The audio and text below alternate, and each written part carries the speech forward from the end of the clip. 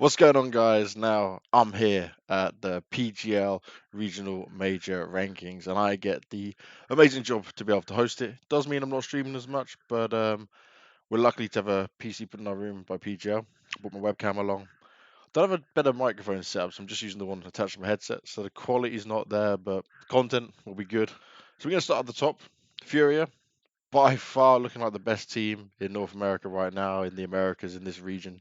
Like looking down their scores, they 16-4 their first two opponents, Isurus and Leviathan. Wasn't a challenge, but like what was impressive is they just didn't let off the gas, just because it was easier opponents, didn't underestimate them or anything. It was just full force. Then they played Complexity. They 2-0'd Complexity. They won the Ancient pick. Obviously, Complexity picked Ancient, so if you're starting CT side, we know what the map can be like. Then it was 16-11 on Vertigo. So Furia, quite good. Complexity, I honestly expected Complexity to pick up a map. This probably wasn't their best showing. I think they got caught off guard quite a lot by just how well Fury were playing, especially on Ancient. I don't think they expected that at all. And then for the Legend spot, because only one Legend spot for Americas, it was MIBR who qualified second. They played up against Furia. Didn't really stand a chance. Like this is the best MIBR we've seen in a long time, but Furia just on a whole other level. What I want to touch on Furia though is like Quesarato, to me, still the best player on the team. Yuri's definitely been stepping up as well. But at this event, and okay, yes, slightly easier opponents, but Drop, he had some good games. I expect to be better at this level. But for me, the main one was safe. On the AWP, he just seems so much more comfortable, better suited. I think it definitely helped. Like now they've got EPL out the way as well, more official games under wraps. So for me, Furia looking very strong going into the major. It's going to be very good for them.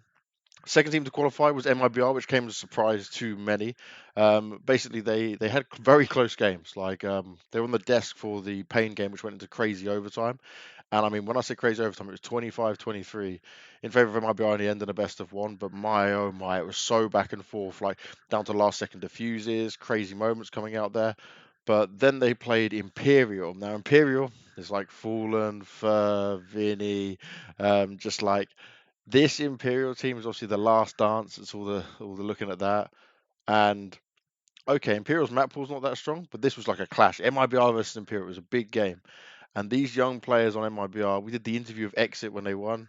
Oh my god, like Exit was crying. I asked him if he wanted to speak some Portuguese. It was a very emotional moment because you can see how much it meant for him. He's been grinding for a long time, and to be able to take down like the legends of their scene as well was huge. So they went through in second place, which is absolutely crazy for them.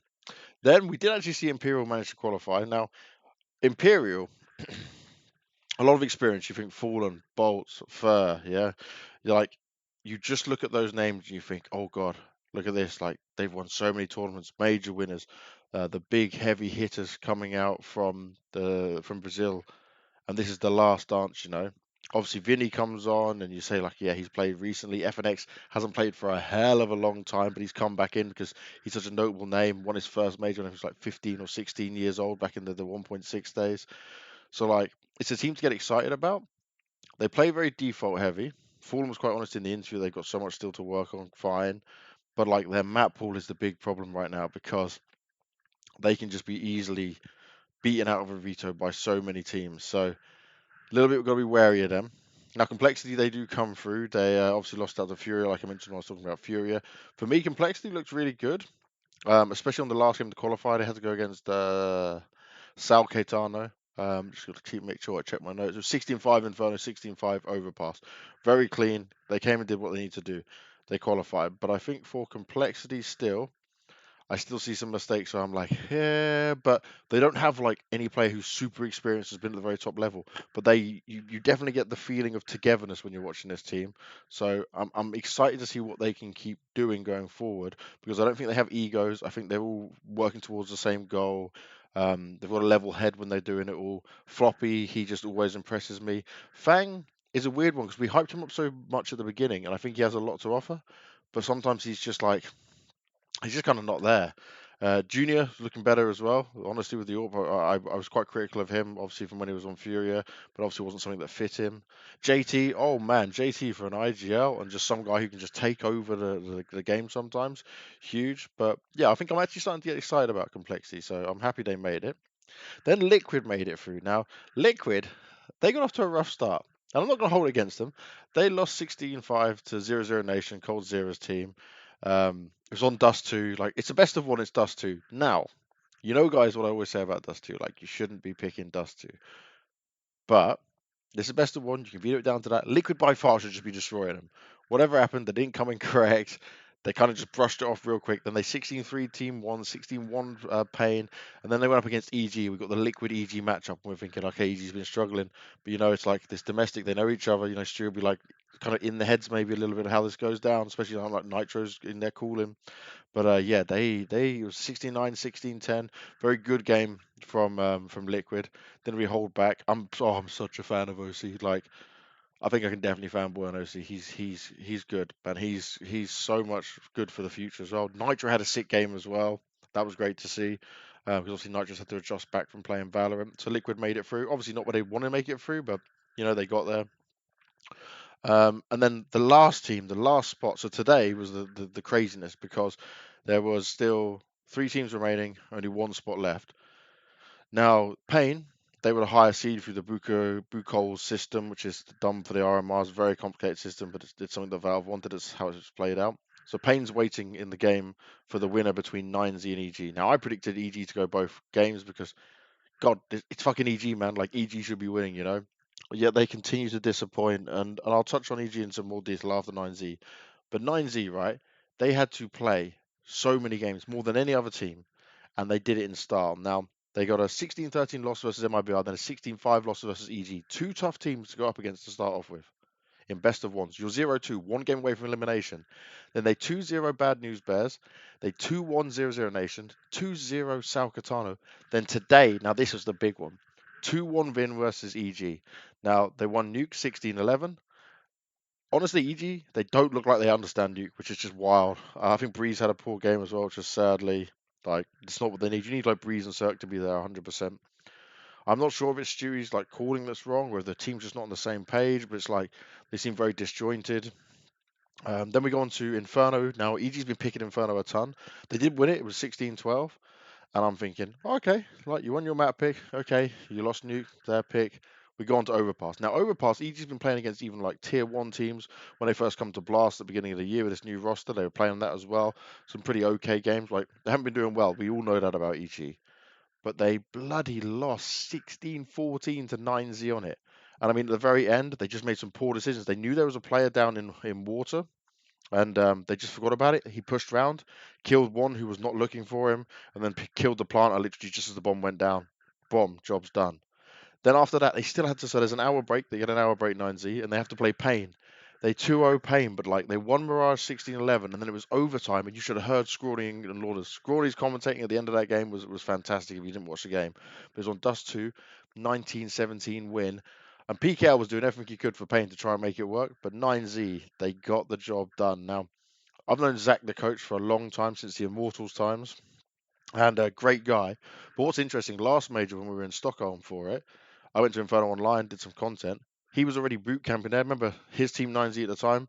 They were not in the major, but they were boot camping in Europe to get extra experience, to get extra time. Like, they're a very well thought out team. They're really trying to push hard. So getting this major, it was huge. It's so important to them. I hope they're going to stay in Europe for the rest of this time as well and make the most of it. Get that really solid practice, not have to go back. Now I know they might want to go back and see family, but like, if you can stay, that's so much better for you overall. But yeah, 9Z clinched it. They got it. They like. I'm just so impressed. South America stands on top again. Only Complexity and Liquid making it from North America. Everyone else is a South American team, and especially for 9Z, it's an Argentinian team with one player, David from Chile. So like, not even Brazilian players on their roster. First time I'm going to see an Argentinian team go through. So yeah, massive respect for them, and Zach's been working so hard with those guys. So huge prop to them. Now when it comes to EG, oh, honestly, I think they have to make changes. Either they're not listening to Malik, or Malik's like not able to implement the things he wants to do, or they just don't see eye to eye. Because Stewie, we know he can lead, but like, this isn't working. Like, it's just clear it isn't working. Cirque has definitely been better with the AWP. Now, if you remember, you guys have been watching my streams and stuff. When you guys have asked me about Cirque, I've always said in recent times he's been better with a rifle than he's been better with an AWP. At this event, I was seeing good old Cirque back with the AWP. It was giving me something to get excited about. Automatic, he's just come back from Valorant, and he's still actually he's looking better than most players on his team. I'll be honest, he's straight looking better. Breeze has some good moments in there, but like, Breeze and Cirque should be your key pieces. Then you've got Rush, who should be great supportive player when he was on Complexity before he got kicked. he was looking like he was actually a solid piece you could rely on. But whatever's going on, something's not right in this team, and like it's just not acceptable for a team that's this experienced and this high profile, and they've now had a good few months together for them not to be working like this. So something has to change. I don't know. Like I don't want to see them just blame the coach and kick Malik because I think Malik can do a good job. But obviously, I'm not inside the team. I'm not seeing the inner workings. Like personally, for me, I'd probably remove Stewie and get a different in-game leader in, and then probably remove Rush as well. Keep Breeze, keep Cirque, keep Automatic. But I also want to see what Breeze and Cirque's motivation's like. But like, you need to rebuild this team, and you need to do it properly without the players having any input. Just let like your full coaching staff do the right thing because we want North American Counter Strike to do well. But like, we need to kind of stop the old guys sticking together. Maybe bring in some of this new talent. There's like Party Astronauts have some really good players on it, for example. There's these Bad News Bears who have some players. You like give them some experience. Don't just like do what you do with Liquid and you have Grim for a little, then just kick him because of whatever reason, you know. So it's not great for North America. It's great for the Americas right now. But North America needs to see what they can do to step up. Hopefully you enjoyed this video. A nice quick catch up on everything that happened here. I'm going to continue hosting throughout the PGLs. We're on the Asia part now, so I'm going to do another video for Asia when we get to that part. And then we've got both sides of Europe, and I get to see my boys in Navi go and take to the field once again, and hopefully lay some fools out all day long. Hopefully you enjoyed the content. Let me know in the comments what you're thinking. Maybe you've got some ideas of what changes easy to make or your thoughts on it all. But I'm going to keep trying to pump out content. Thank you very much for watching. Make sure you hit subscribe, and I'll see you in the next video.